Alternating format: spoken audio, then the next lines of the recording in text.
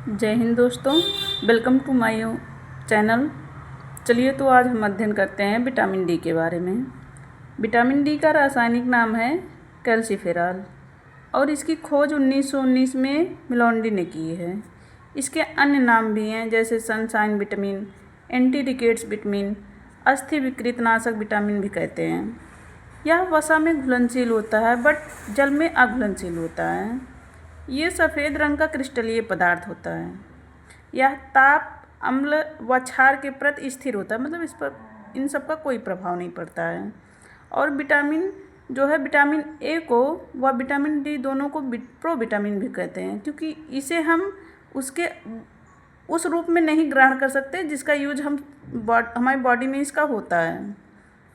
फिर तो आइए चलिए हम पढ़ते हैं आगे। विटामिन डी दो रूपों में पाया जाता है, D2, D3। D2 जो है वो एर्गोकैल्सीफेरॉल या एर्गोस्टेरॉल कहते हैं और विटामिन D3 को कोलिकैल्सीफेरॉल कहते हैं। और जो है फिर इस विटामिन डी को हम IU में मेजर करते हैं। विटामिन D2 जो है वो ओनली पेड़ पौधों से हमें प्राप्त होता है, जैसे फफूद खमीर से हमें प्राप्त होता है। और जो D3 होता है ये 7 डिहाइड्रो कोलेस्ट्रॉल है, जो त्वचा के नीचे सूर्य की अल्ट्रावायलेट किरणों के पड़ने से बनता है। और इसकी प्राप्ति हमें जो है प्राणी जगत से होती है, जैसे मछली के तेल से, मांस से, लीवर से। और जो है ये विटामिन D3 जो है ये ज़्यादा एक्टिव होता है रिकेट्स को रोकने में।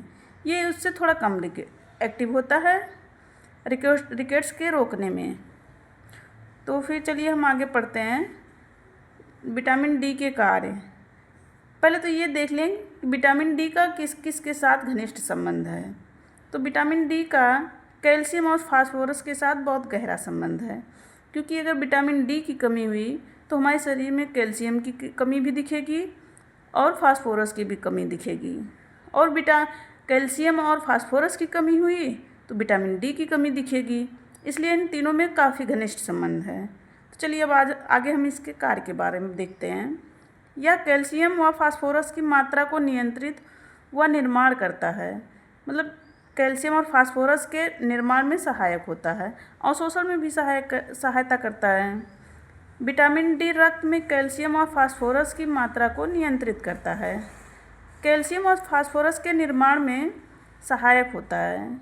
यह आंत में प्रोटीन के सृजन में से भी संबंधित है।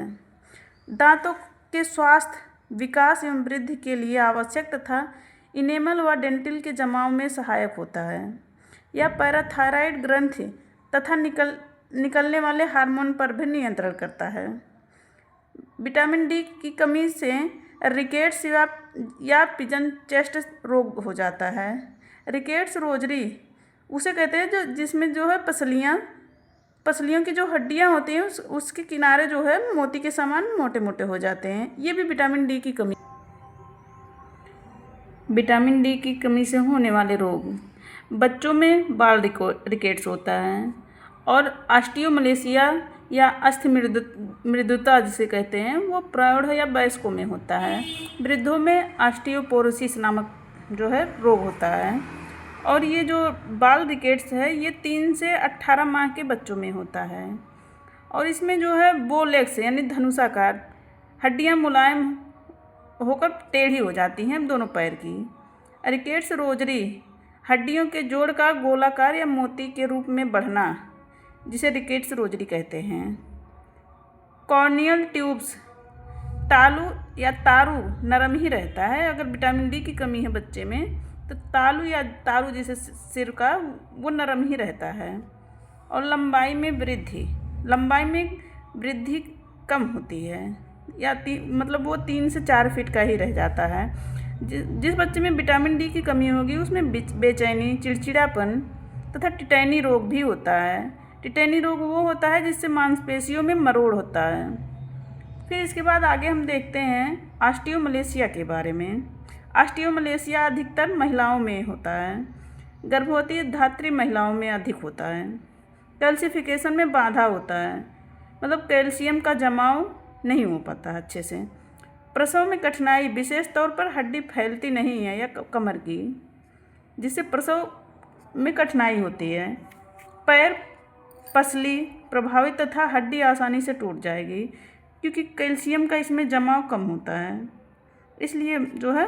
और इस विटामिन डी की कमी से काइफोसिस, जिसे कुबर निकलना कहते हैं, ये जो है एलटी के प्री में भी आया हुआ क्वेश्चन था अभी पिछली बार जो है।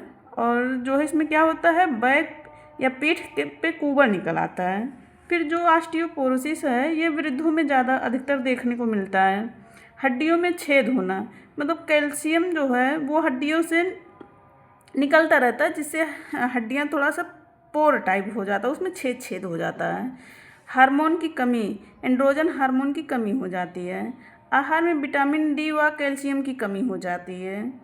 और इसके बाद जो है फिर नोट्स में जैसे ये है कि मेल में एंड्रोजन हार्मोन की कमी से सेनाइल ऑस्टियोपोरोसिस हो जाता है।